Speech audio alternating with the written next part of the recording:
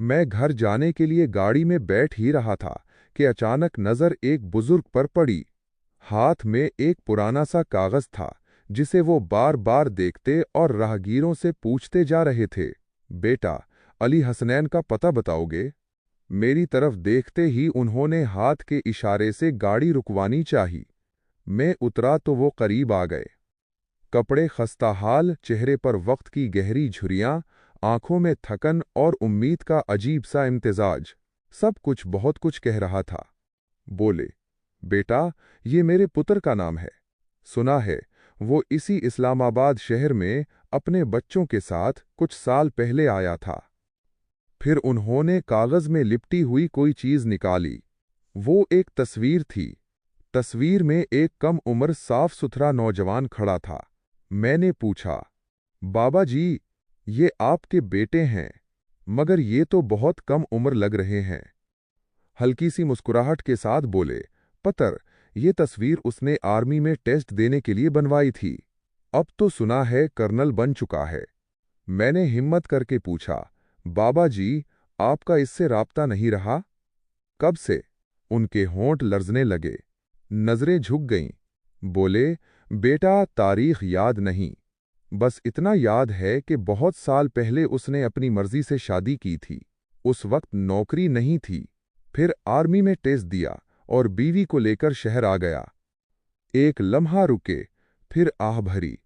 पहले उसकी माँ जिंदा थी, अब वो भी नहीं रही। मैं भी अब कोई काम नहीं कर सकता। बड़ी मुश्किल से पता चला कि वो उसी शहर में रहता है। बड़ी मुश्किल से यहां पहुंचा हूं। जिंदगी का क्या भरोसा, बस एक बार इससे मिलना चाहता हूं। मेरा दिल बैठने लगा। मैंने पूछा, बाबा जी, आप कब से अपने बेटे को ढूंढ रहे हैं? बोले, कई दिन हो गए पुत्र, चलता रहता हूं, पूछता रहता हूं, जहां रात पड़े सड़क किनारे सो जाता हूं। इसी लम्हे सर्द हवा का एक झोंका मेरे वजूद को काट गया। मैंने कहा, बाबा जी, आपके पास कोई एड्रेस भी नहीं? ऐसे कैसे?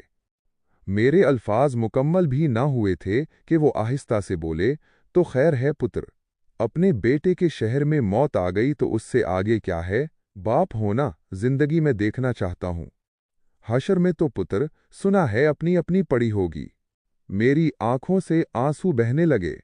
मैंने कहा, बाबा जी, मैंने तो हशर नहीं देखा, मगर अभी एक हशर देख रहा हूं।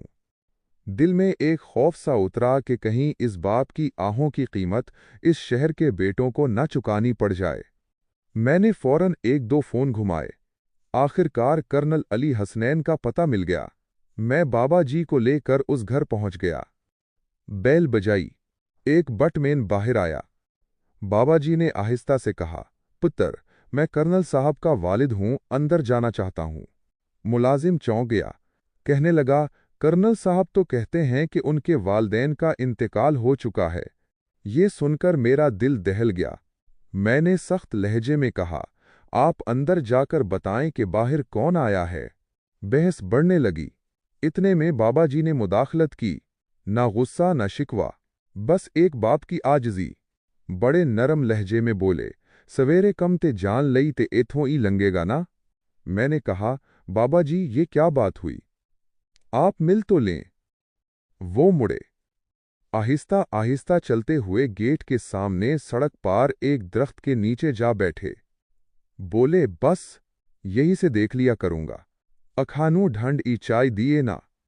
ये सतरें लिखते हुए भी मेरी आंखें बार बार नम हो जाती हैं।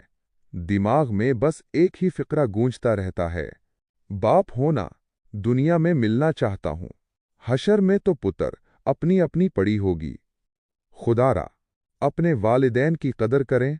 वक्त, दौलत, ओहदा सब मिल सकता है, मगर बाप का साया दोबारा नहीं मिलता।